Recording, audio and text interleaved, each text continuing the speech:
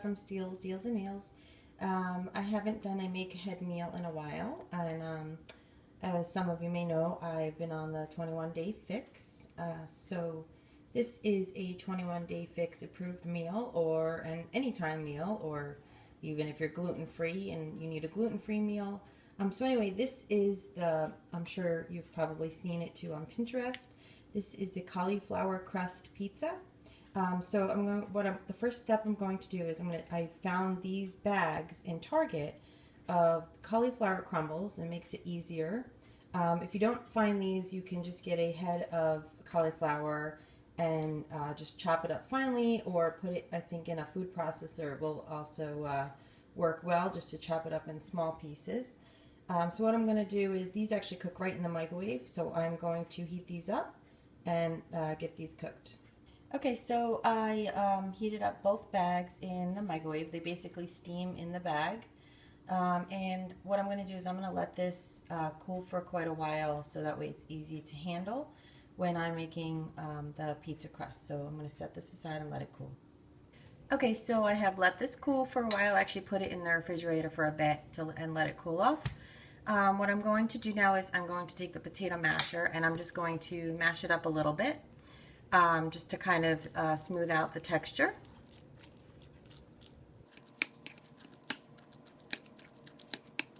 Okay, so I got that mashed up, and now what I'm going to do is I'm going to take it, I laid out a dish towel with a few paper towels on top of it, and I'm going to lay that on top of the paper towels because we have to try to absorb all the liquid out of it.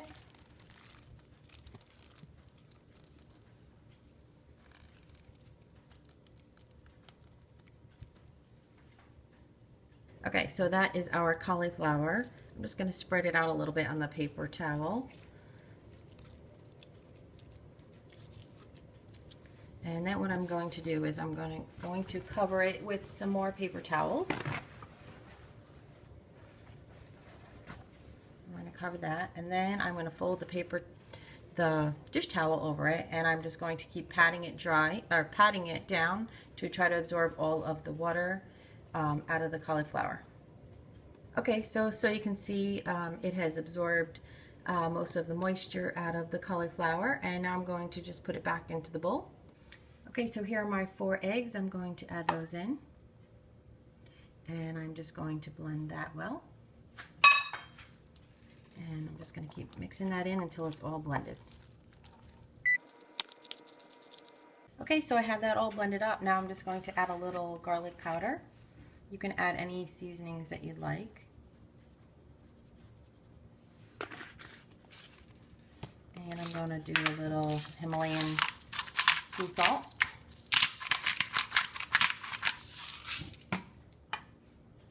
And some cracked pepper.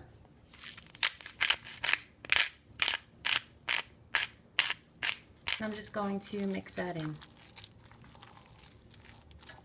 So I lined 2 baking sheets. I'm just using these throwaway ones that I got at the dollar store. I lined them with parchment paper to make it easier. You can also use a regular baking sheet, and you can spray it with cooking spray, or just so it doesn't stick.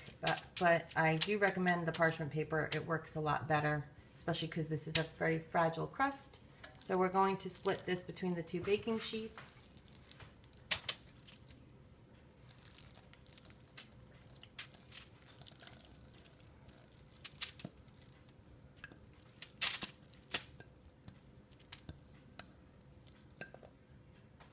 Okay, so I'm just going to press these out. You can do any shape you want.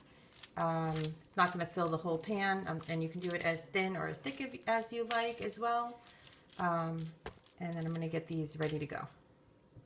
Okay, so I spread those out on the pan, probably about a 1/4 of an inch thick.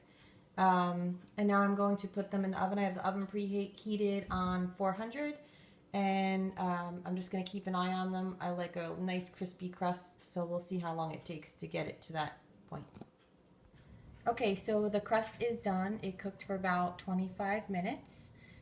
Nice little browning around the edges. And then I laid out all my toppings and everything. I have some fresh basil, I have tomato sauce, part skim mozzarella, and some minced up garlic, and I'm going to top my pizza. Okay, so first thing I'm going to do is I'm going to top it with the sauce. Okay, so now I'm going to top it with my part skim mozzarella.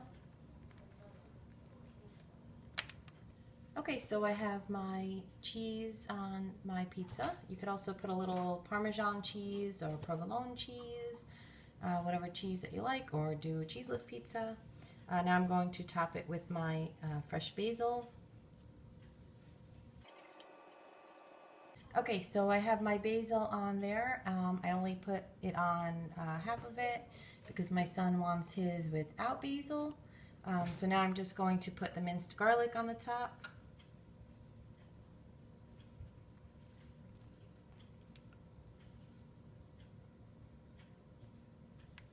Okay, so that is pizza number one. Now I'm going to get my other pizza ready, and then we'll get these ready to go in the oven.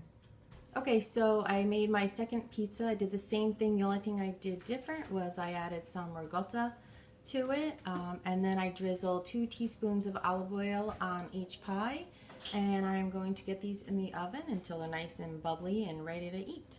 Okay, so there are our pizzas. It took about 25-30 minutes. Cook it as much or as little as you want. Just keep an eye on it. Like I said, I like mine nice and crispy and my cheese nice and bubbly and brown on top. So these are also 21-day fix approved, and it is also gluten-free because it's no gluten, obviously, because it has the cauliflower crust. So that will be it. I'm going to leave the recipe down below, and don't forget to subscribe and give me a thumbs up. And until next time, bye.